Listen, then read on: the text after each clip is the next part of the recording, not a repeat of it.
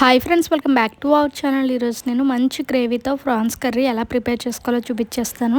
వంట రాని వాళ్ళు కూడా చాలా ఈజీగా అయితే ప్రిపేర్ చేసేసుకోవచ్చు. ఇంకా లేట్ చేయకుండా ఎలా ప్రిపేర్ చేసుకోవాలో చూపించేస్తాను. ఫస్ట్ స్టవ్ ఆన్ చేసుకొని ఒక కడాయి పెట్టుకొని అందులోకి ఒక 2 టేబుల్ స్పూన్ ఆయిల్ని యాడ్ చేయాలి. ఆయిల్ కొంచెం హీట్ అయ్యాక అందులోకి సన్నగా చాప్ చేసి పెట్టుకున్న ఆనియన్స్ అలాగే పచ్చిమిర్చి అయితే యాడ్ చేసుకొని ఆనియన్స్ అనేవి లైట్ గోల్డెన్ కలర్ వచ్చే వరకు కూడా లో ఫ్లేమ్లో పెట్టుకొని అయితే ఫ్రై చేసుకోవాలి.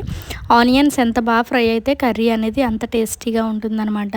ఇలా ఆనియన్స్ అనేవి కొంచెం ఫ్రై అయ్యాక అందులోకి సన్నగా చాప్ చేసి పెట్టుకున్న టమోటోస్ని అయితే వేసుకోవాలి. టమోటో వేసుకున్నాక టమోటో అనేది బాగా సాఫ్ట్ అయ్యే వరకు కూడా లో ఫ్లేమ్లో పెట్టుకొని అయితే కుక్ చేసుకోవాలి. ఇలా టమాటోస్ కూడా కొంచెం సాఫ్ట్ అయ్యాక అందులోకి శుభ్రం చేసి పెట్టుకున్న ప్రాన్స్ని అయితే వేసేసుకొని ఒకసారి గరిటతో అయితే మిక్స్ చేసేసుకోవాలి. ఆ తర్వాత అందులోకి రుచికి సరిపడినట్టు సాల్ట్, చిటికెడు పసుపు అయితే యాడ్ చేసుకొని ఒకసారి గరిటతో బాగా మిక్స్ చేసుకొని మూత పెట్టుకొని 5 మినిట్స్ పాటు లో ఫ్లేమ్లోనే కుక్ చేసుకోవాలి.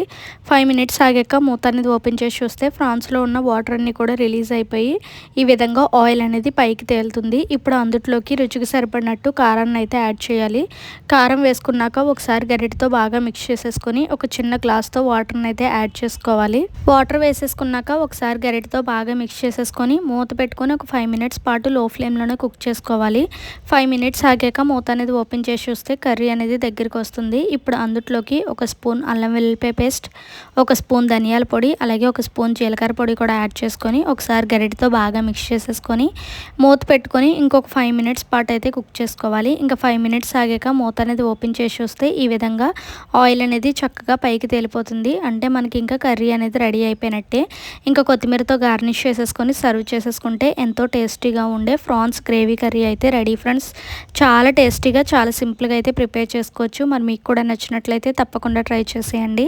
ట్రై చేసి ఎలా వచ్చింది ఏంటి అనేది నాకు కింద కామెంట్ సెక్షన్లో కామెంట్ చేసేయండి. Thanks for watching. Keep supporting our channel. Bye friends.